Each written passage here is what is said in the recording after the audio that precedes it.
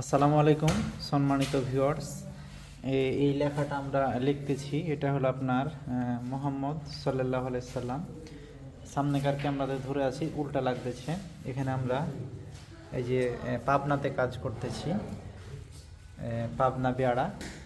কাজটি মোটামুটি আমাদের অনেকটা আগায় গেছে।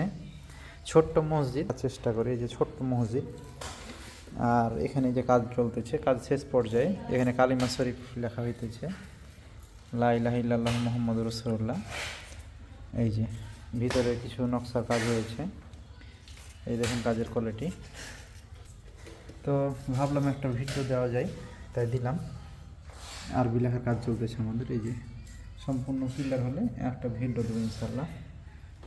আর এই যে এটা দেখতেছেন, এই লেখাটা, এটা হলো আর রহিম, মানে আল্লাহর 99 নামের ভিতরে দ্বিতীয় নাম এটা।